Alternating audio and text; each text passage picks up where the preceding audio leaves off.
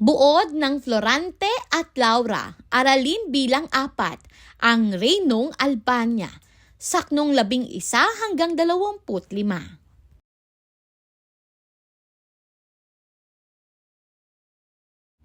Ikinukwento ni Florante ang kalagayan ng gubat na kanyang kinaroroonan, isang lugar na walang kaayusan at puno ng panganib. Wala itong mga diwata o kagandahan, bagkus ay tirahan ng mababangis na hayop at sagisag ng matinding paghihirap. Ang gubat ay nagsisilbing salamin ng kanyang dinaranas na sakit at kalungkutan. Habang nakagapos, tumingala si Florante sa langit at nananaghoy. Hindi lamang ang sarili ang kanyang iniisip, kundi ang buong Albania na nilamon ng kaguluhan. Ang bandila ng kasamaan ay tila iwinawagayway sa kaharian, hudyat ng pagbagsak ng kaayusan at katarungan. Isinalaysay ni Florante na sa Albania, ang mga taong mabuti at may malasakit ay inuusig at pinahihirapan. Ang kabutihan ay tila naging kasalanan at ang mga tapat ay nalulunod sa pighati. Ito ang bunga ng maling pamumuno at kawalan ng katarungan sa bayan. Inilahat ni Florante na ang lahat ng ito ay nagsimula sa kasakiman at inggit ni Conde Adolfo. Dahil sa kanyang paghahangad ng kapangyarihan at yaman, kasabay ng pagiging anak ng marangal na Duke Briseo at hari si Florante, sinira niya ang Albania. Ang taksil na gawain ni Adolfo ang nagpasiklab ng kasamaan sa kaharian. Sa kabila ng lahat ng hirap, nananatiling may pananalig si Florante sa Diyos. Naniniwala siyang walang mangyayari sa mundo nang hindi pinahihintulutan ng may kapal. Ang kanyang pananampalataya ang nagsisilbing lakas upang magtiis at umasa sa gitna ng kadiliman.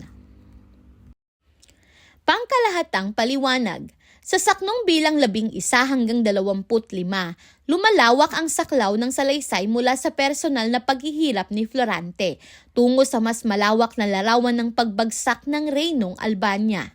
Habang siya ay nakagapos sa gitna ng madilim na gubat, ang kanyang isipan ay bumabalik sa sinapit ng kanyang bayan, isang kahariang dating maayos at makatarungan.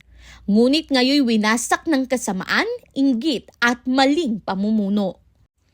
Hindi lamang sariling kapalaran ang ipinagdadalamhati ni Florante, kundi ang kapalaran ng buong bayan. Sa kanyang panaghoy sa langit, malinaw na inilalarawan ang isang lipunang nabaligtad ang kaayusan. Ang mabubuti ay pinarurusahan, ang masasama ay naghahari, at ang katarungan ay tuluyang naglalaho.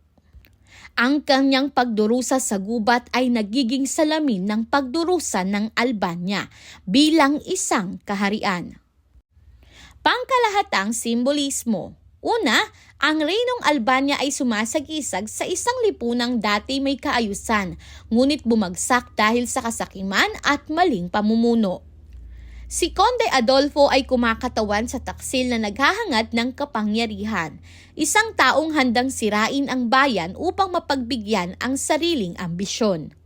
Pangatlo, si Haring Linceo at Duque Briseo ay sagisag ng mabuti at makatarungang pamumuno na napalitan ng kasamaan.